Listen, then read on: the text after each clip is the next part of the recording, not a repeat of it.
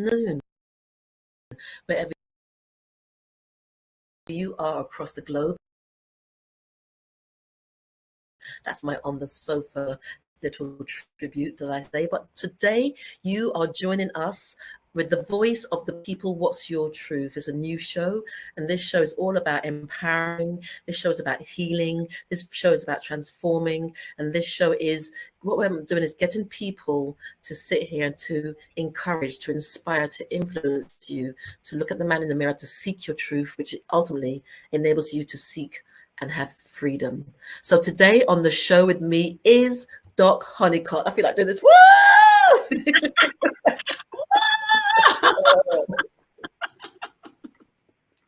How are you, Queen? I am good. I'm good. I could say challenged because life is incredibly intense at this moment. But what we're going to do, we're going to find out throughout the show what we can do about those challenges, what we can do about supporting our mental health and mental well-being. So just to introduce Doc HoneyCutt, she's a local doctor, a TV show host, a medical practitioner, and a community leader in the United States of America. And what state are you in, Doc HoneyCutt? I am in Charlotte, North Carolina. Okay, brilliant, brilliant. And so today the subject matter is about well-being and mental health, because Doc HoneyCutt is a mental health, I would say, advocate, if I may say that. And as you can see, she does a lot of work in the community. So what we're going to do today,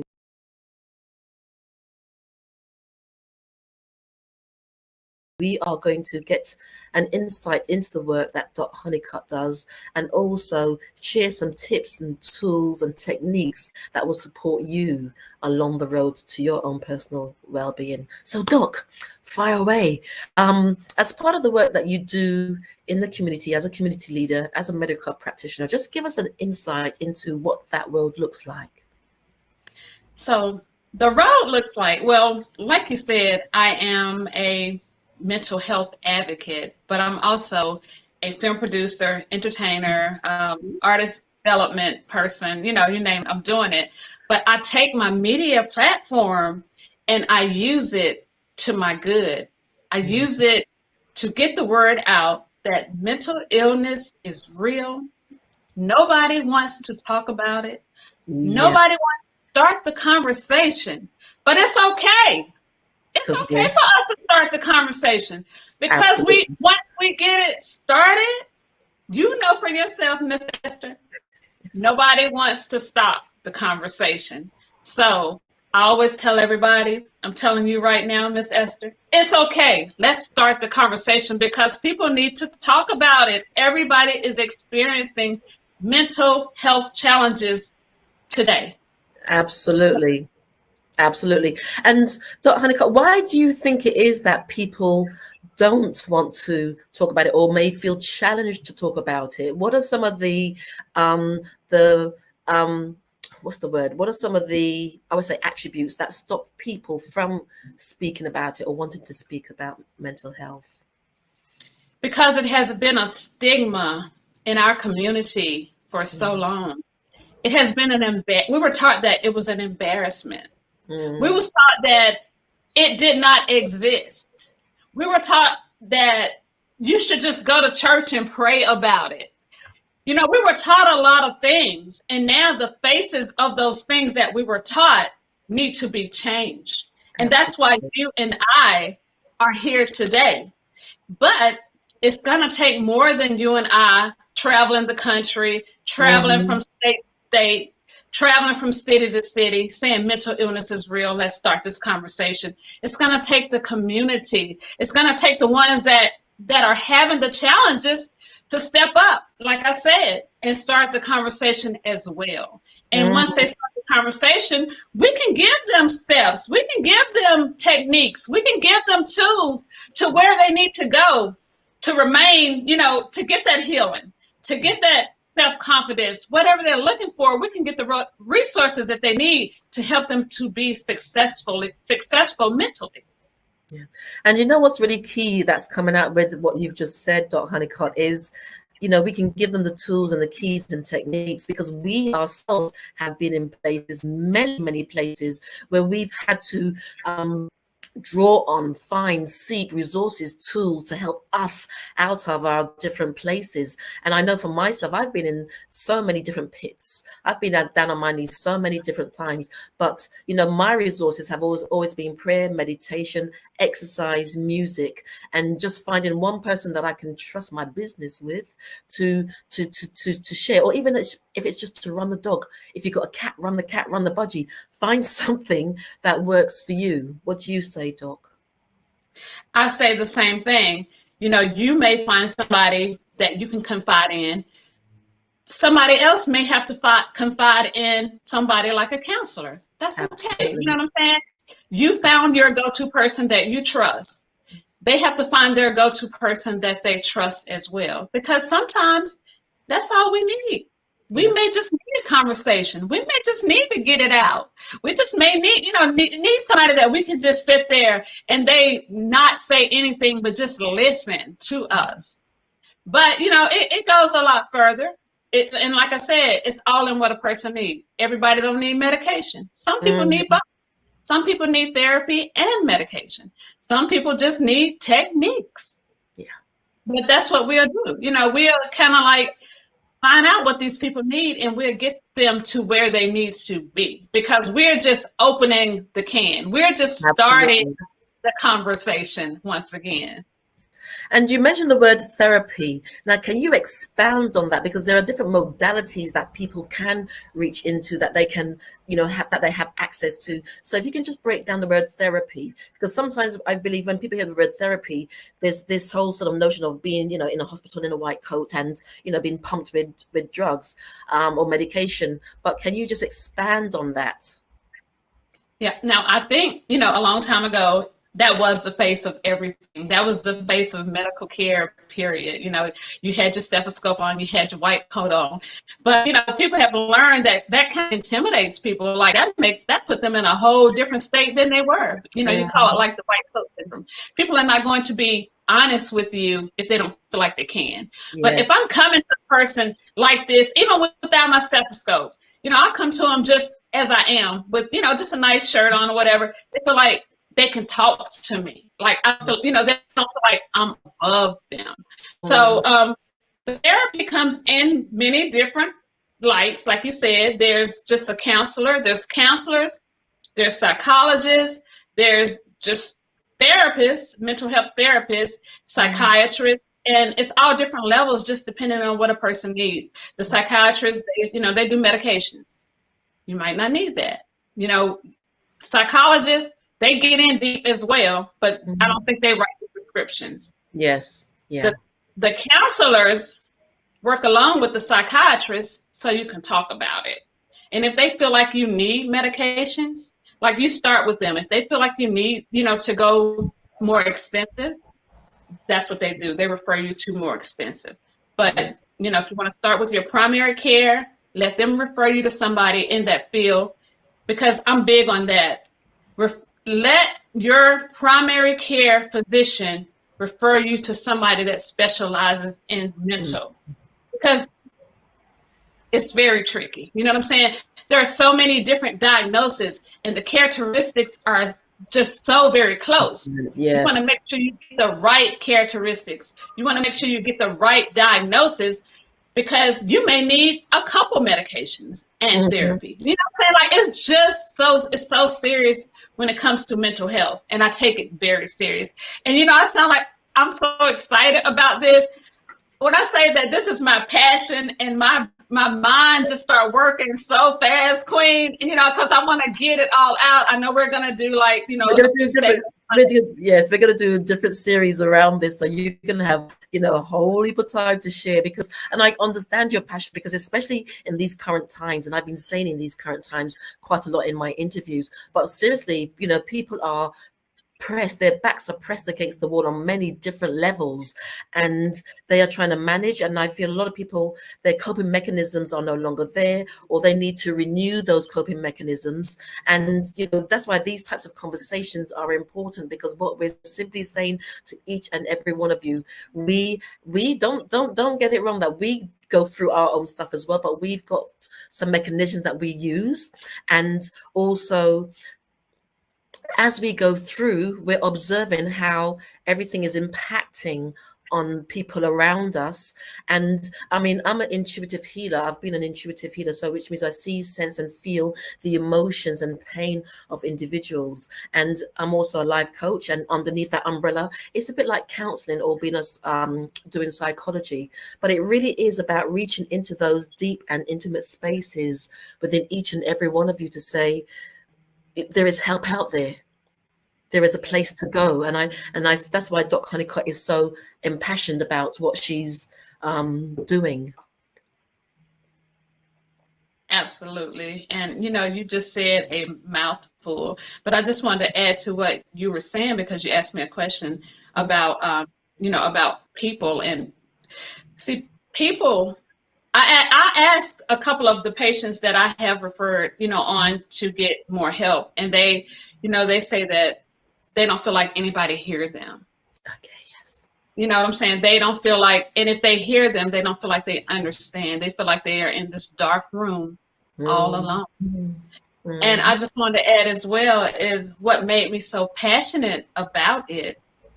It was not so much of my own story, but if you walk in a house, in your own house, and you have a loved one that came that close to taking their lives, and I intervened, I walked in at that right moment, that changes the face of a lot of things for you. Because I had to be doctor at that time, and I had to still be, this is somebody that I love. So I had to go into, I had to take control. So I had to learn about this drastic thing, this demon. I had to learn about it to be able to help others. So I've experienced it with my loved ones, and I've read about it, and I've wrote about it. I mean, I've researched and learned about it, and wrote with my books as well. What we're going to go for an ad break, but it's really interesting, like you said, when something is close to home, and how that brings about an awareness of something that's literally in your space. And I guess the question would be, how do I deal with this? So you're not just dealing with a loved one that's close to you, but you're dealing with almost the why. What would make someone feel so detached from life around them that they may want to take their life? They may want. What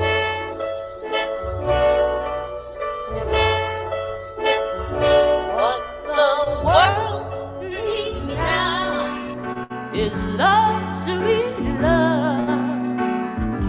It's the only thing that there's just too little of. What the world needs now is love, sweet love. No, not just for some, but for everyone. Lord, you don't need another mountain. Okay, ladies and gentlemen, I just thought it would be apt to play that. Because what she said, what the world needs now is love, sweet love, and that's what the world needs now. And I believe that's one of the drivers for Doc HoneyCutt as well. Oh, look, we're on the other side of each other. Oh, the wonders of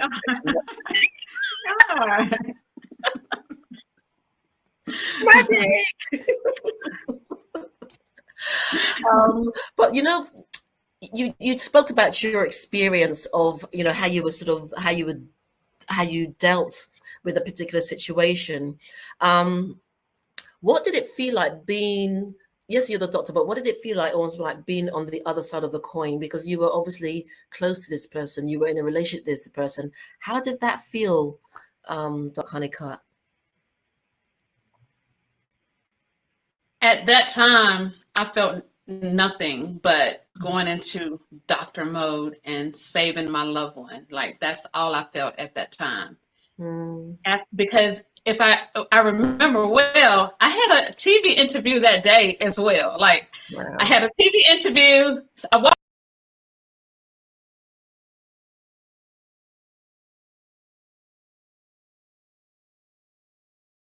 in, my loved one took 2 bottles of pills. I had to get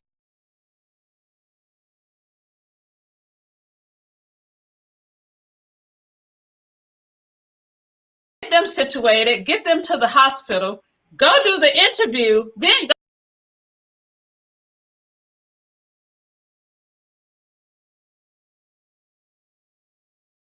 go to the emergency room. So my thing was getting them where they needed to be.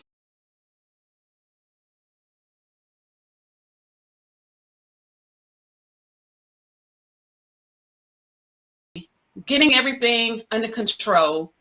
But after,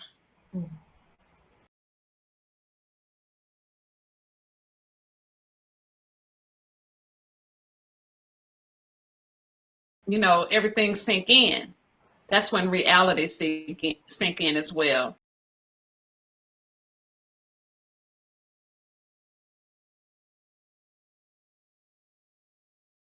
I need to learn what make people want to take their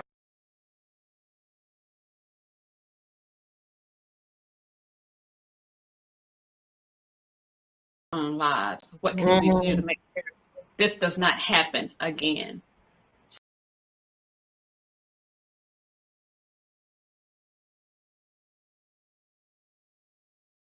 So I went to work.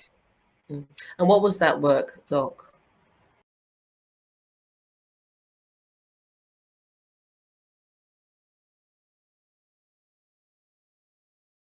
That work was, you know, getting a lot, doing research. Like I said, you know,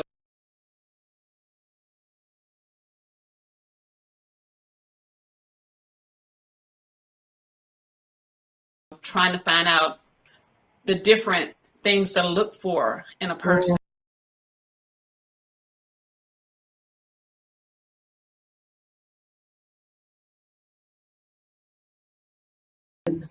That's going key. Through mental health challenges. What do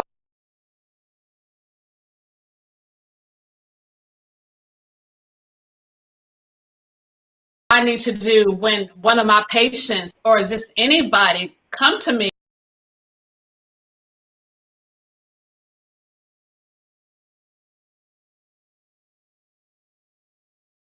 confiding that they need help? And some of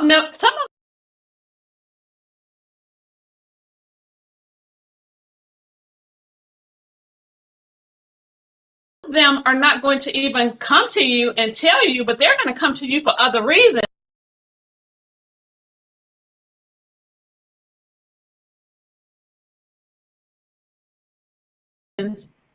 But the other reasons is going to bring it back to them.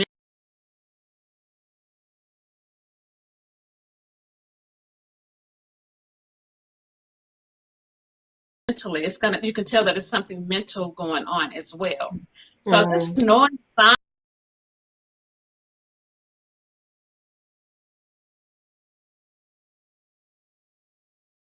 signs of, you know, what I needed to know so I could help according.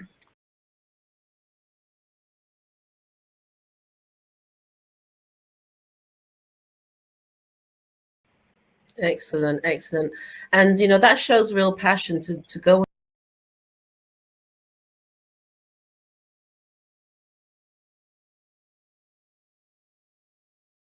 and do your research, to actually take, you know, accountability and responsibility at that moment.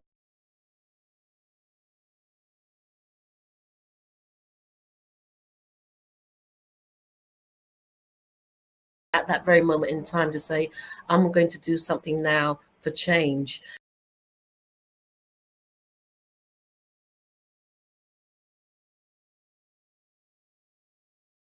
And that is the passion in the work that you're doing for your community. Because even in London, because I'm in the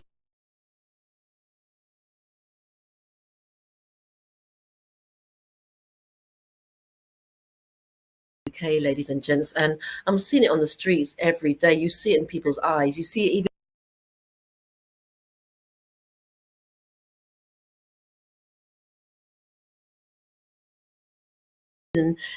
how they hold their body. There's so many different signs where people are at within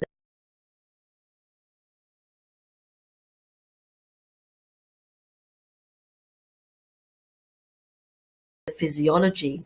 You can tell not just by their mental state, but how they carry them.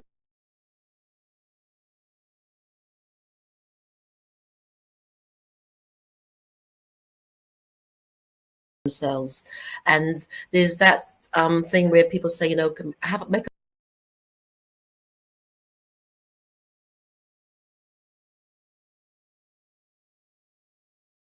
a phone call, check on each other, because I believe that's what you said before when we spoke. Check on each other, whether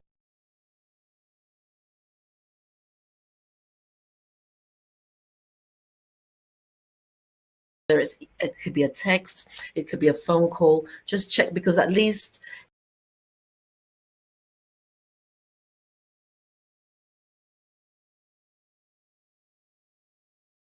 you can interrupt someone's space, because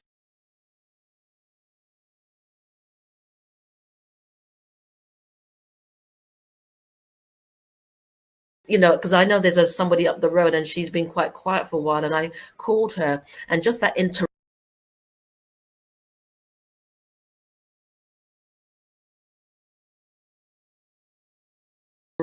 because she said she just hunkered down, and sometimes you can become a bit of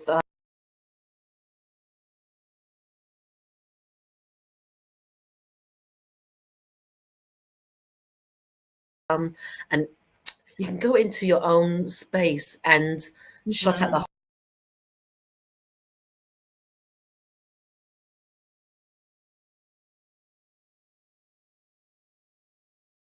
whole world, and then that just becomes your normal. Absolutely, it does. And imagine being in that dark place. Like, we all have been depressed for a day.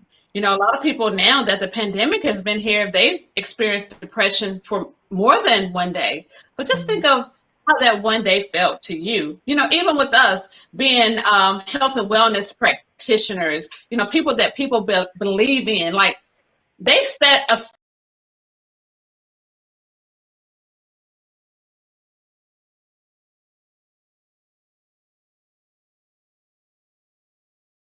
standard for us, and they don't think that we go through things. You know what I'm saying? Like, so that puts us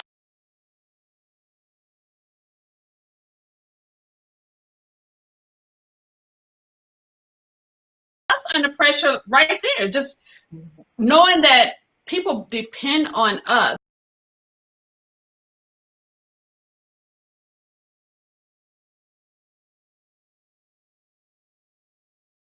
the way they do, because people think, I have patients that think I walk on water.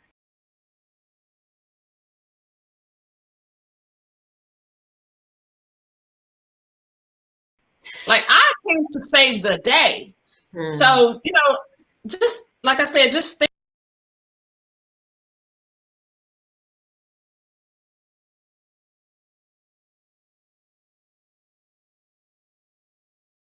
about if you were in that dark place all the time, every day,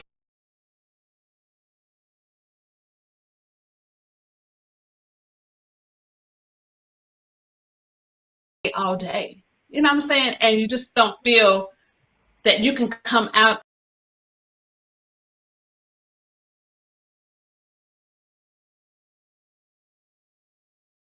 of it. That's, you know, that's where people want to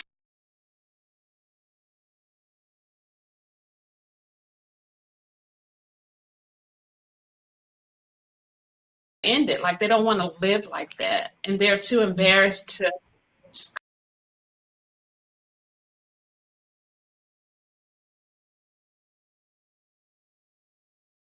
come out of that room, come out of that dark place and say, I need help.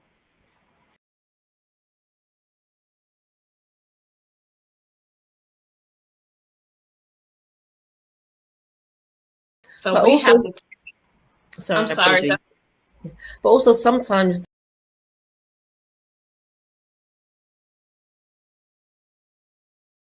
they don't know that they can come out of that dark place. They don't even, because they're so hunkered down in their own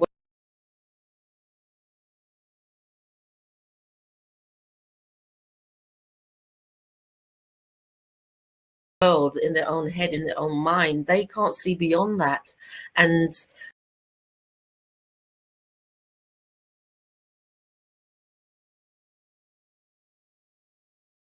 And like we said, sometimes it just takes for someone to reach into that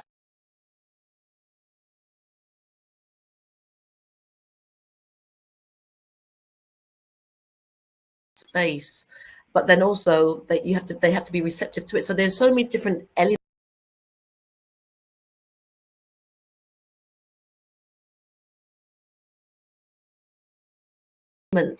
to this. And I know recently there's been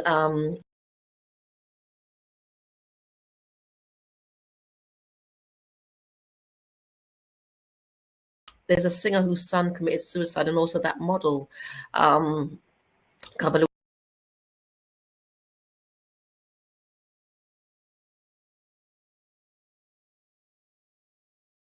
weeks ago. So, you know, people are in pain, in a not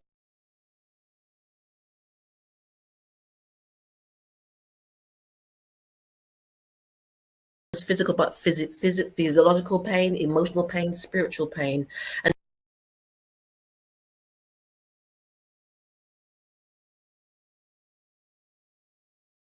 so what we're going to be doing, as Doc HoneyCutt said, is that we are going to be planning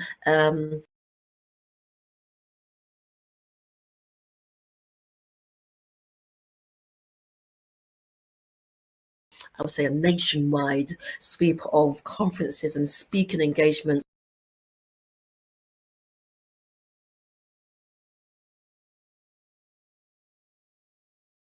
where we're going to be not just talking about this, but we're going to be offering some of the services that we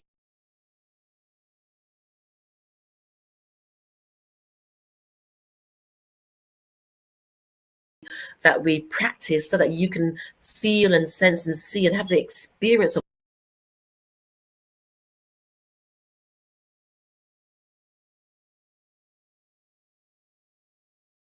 what it's about. And we're going to be having other practitioners join us on the journey, and other people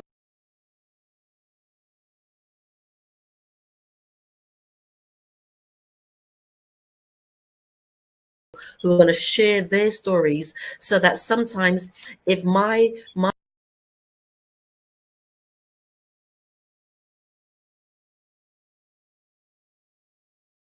story doesn't touch your heart, then Doc HoneyCutt's story will touch your heart. Because trust me, we've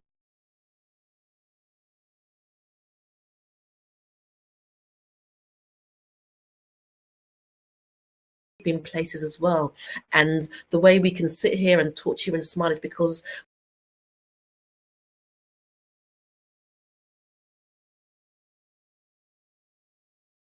we've championed through, and we continue to champion through, and we continue to look at our man in the mirror.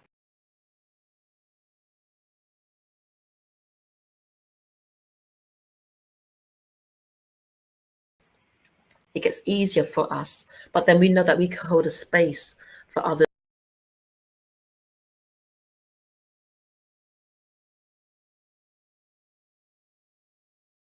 as well. And as Doc HoneyCutt supports me, and vice versa, that's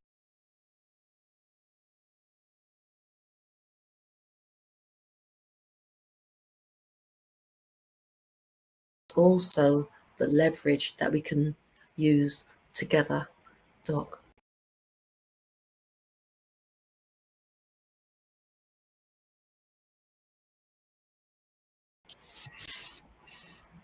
Absolutely. And you know what really kind of gets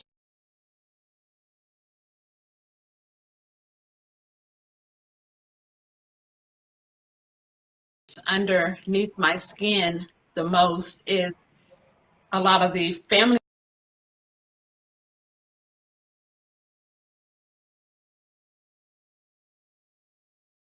members of the people that, you know, that are experiencing these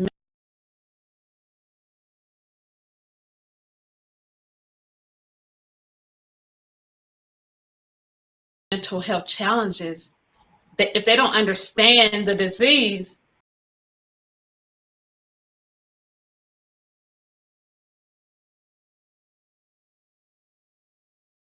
they take it for granted because they've never experienced it in that light.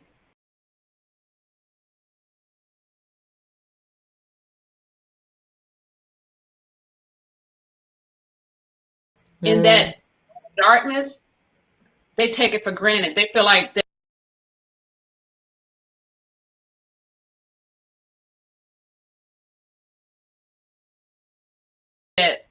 they can just come out of it, just like, you know, they've came out of it, a gloomy day.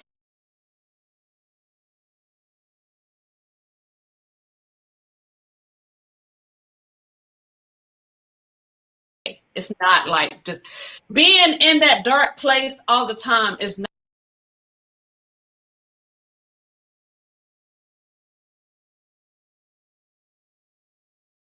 just having a gloomy day. So that's why I always let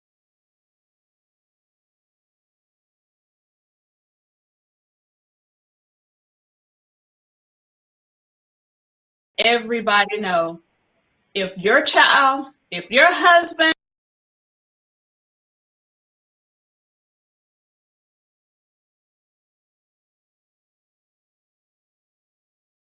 if your wife is experiencing mental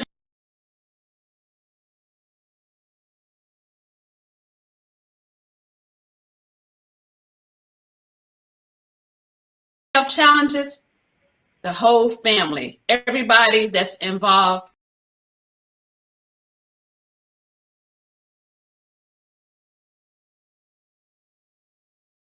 need counseling too, because they know how to deal with it. They'll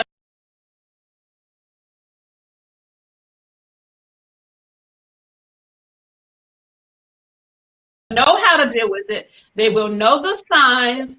They will know the triggers that trigger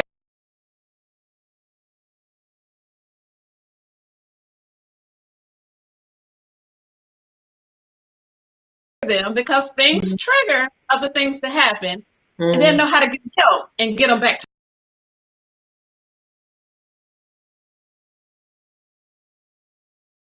where they need to be. Okay, so what we're going to do now,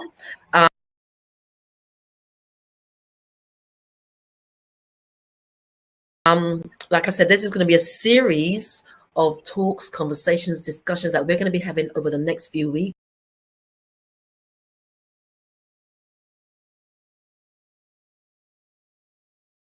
And in the next session, we are going to talk about some of those tools and techniques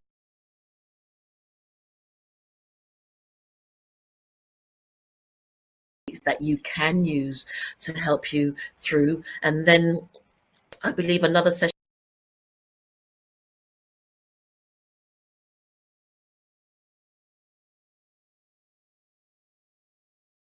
we are going to probably share some of the, you know, some of the deeper experiences that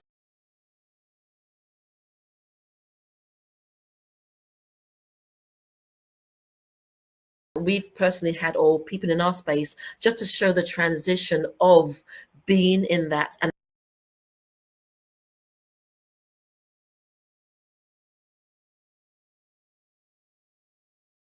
then coming out of that. And, you know, we're going to really be delving into the emotions, because we want to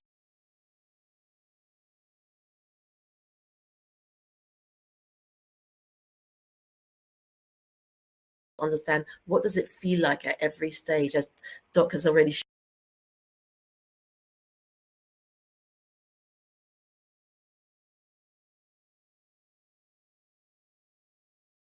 but what does it feel like? And then some of those days where you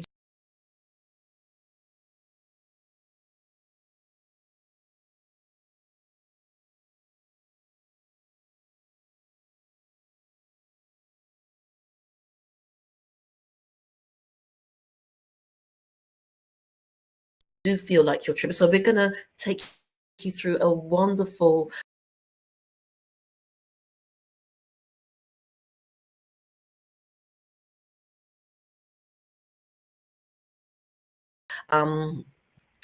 walk through this journey with mental health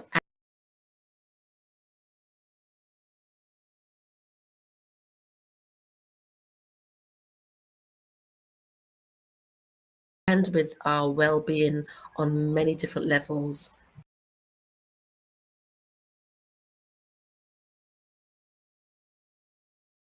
And in you know, in the last, in leading out, Doc, what would you say to that?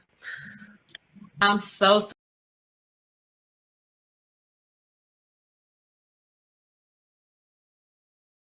super excited. I'm so honored to be working with you on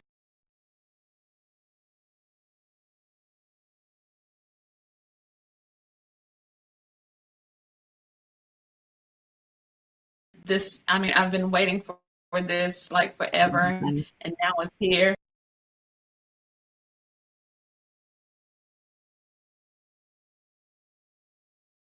I didn't know how it was going to come, but it came. And Absolutely. you know, when you came to me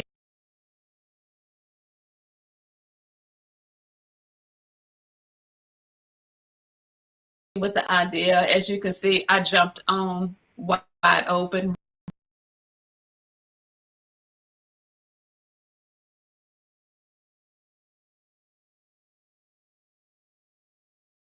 Ready, because we have to make a change. Like, we have to.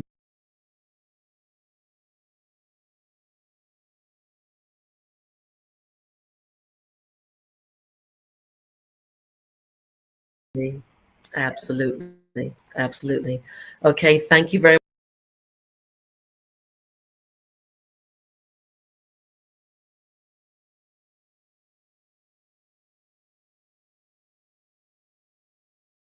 much. And ladies and gents, the show, The Voice of the People, What's Your Truth, is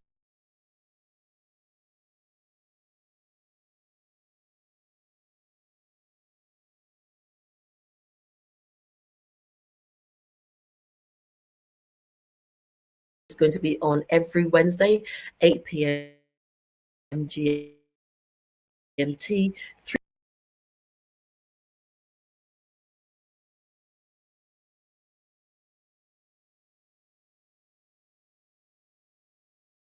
p.m. EST, and 12 p.m. PST. And we're going to be streaming live on